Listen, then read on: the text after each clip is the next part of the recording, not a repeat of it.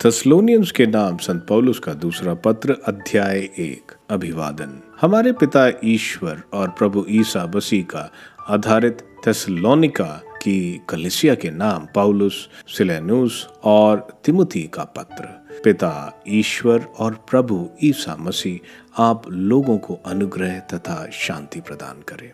धन्यवाद और प्रार्थना। भाइयों, आप लोगों के विषय में ईश्वर को निरंतर धन्यवाद देना हमारा कर्तव्य है, क्योंकि आपका विश्वास बहुत अच्छी तरह फल फूल रहा है और आप सब में प्रत्येक का दूसरों के प्रति प्रेम बढ़ रहा है। इसलिए हम ईश्वर की कलीसियाओं में आप लोगों पर गौरव करते हैं, क्योंकि आप धैर्य और विश्वास के साथ हर प्रकार का अत्याचार और कष्ट सहन करते हैं। इसके द्वारा ईश्वर का वह निर्णय न्यायोचित सिद्ध हो जाता है जो आपको ईश्वर के राज्य के योग्य समझेगा, जिसके लिए आप अब दुख भोगते हैं। ईश्वर का न्याय उन लोगों को कष्ट देगा जो आपको कष्ट दे रहे हैं और आपको जो कष्ट सह रहे हैं, और हमको उस समय विश्राम देगा जब प्रभु ईसा प्रकट हो जाएंगे और अपनी शक्तिशाली दूतों के साथ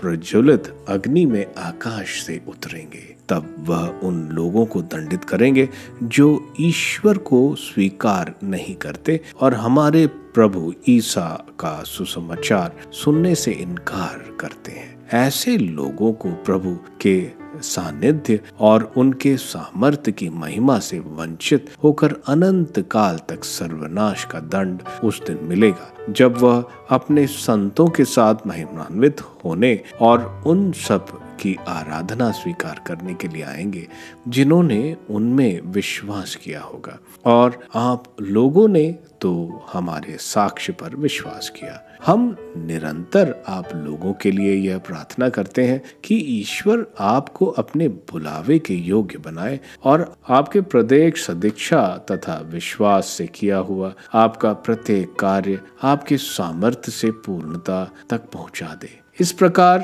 हमारे ईश्वर की और प्रभु ईसा मसीह की कृपा के द्वारा हमारे प्रभु ईसा मसीह का नाम आपसे गौरवान्वित होगा और आप लोग भी उनमें गौरवान्वित होंगे। थेस्सलोनियंस के नाम संत पौलुस का दूसरा पत्र अध्याय 2। मसीह का पुनरागमन।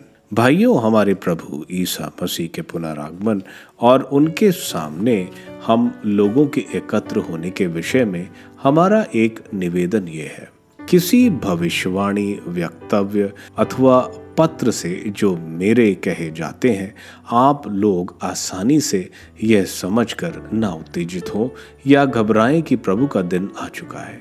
कोई आप लोगों को किसी भी तरह न बहकाए। वह दिन तब तक नहीं आ सकता जब तक पहले महान धर्म त्याग न हो जाए और वह पापी मनुष्य विनाश का वह पुत्र प्रकट न हो, जो अपने घमंड में उन सब का विरोध करता और उनमें अपने को बड़ा मानता है, जो देवता कहलाता या पूज्य समझे जाते हैं, यहाँ तक कि वह ईश्वर के मंदिर में विराजमान होकर स्वयं ईश्वर होने का दावा करता है। क्या आप लोगों को याद नहीं है कि आपके बीच रहते समय मैं आपको ये सब बातें समझाया करता था? आप जानते हैं कि कौन सी शक्ति उसका अवरोध करती है, जिससे वह अपने समय से पहले प्रकट ना हो। अधर्म की रहस्यमय शक्ति अभी क्रियाशील है, किंतु वह तब तक गुप्त रहेगी जब तक उसका अवरोध करने वाला ना हटे। तब विधर्मी प्रकट होगा और प्रभु ईसा अपने मुख के निश्वास से उसका वध करेंगे और अपने आगमन के प्रताप से उसका सर्वनाश करेंगे। वह विधर्मी शैतान से प्रेरित होकर आएगा।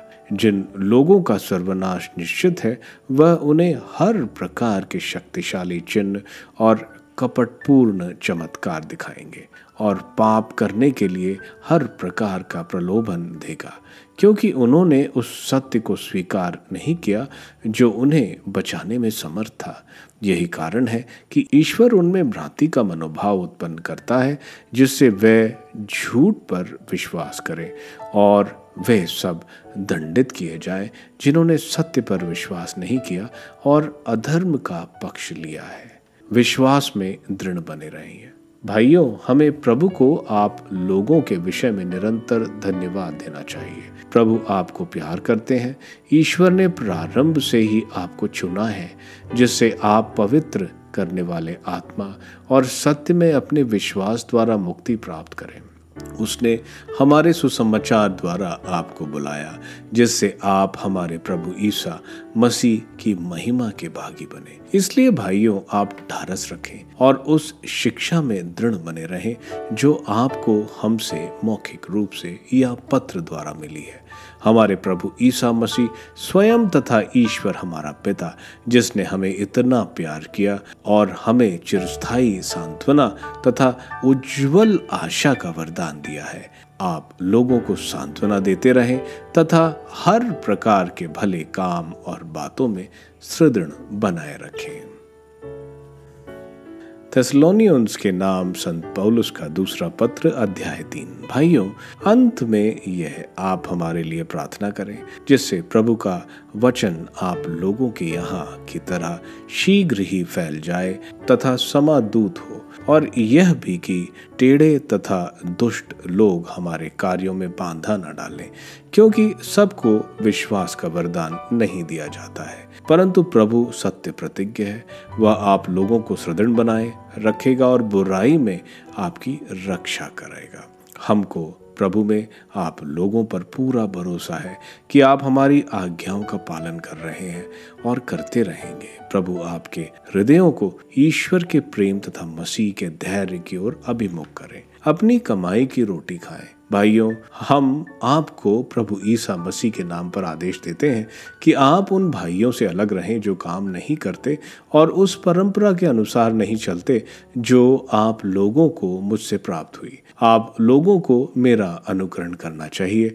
आप यह स्वयं जानते हैं, आपके बीच रहते समय हम अकर्मण्य नहीं थे। हमने किसी के यहाँ मुफ्त में रोटी नहीं खाई, बल्कि हम बड़े परिश्रम से दिन रात काम करते रहे, जिससे आप लोगों में किसी के लिए भी भार ना बने। हमें इसका अधिकार नहीं था, ऐसी बात नहीं, बल्कि हम आपके सामने एक आदर्श रखना चाहते थे जिसका आप अनुकरण कर सके।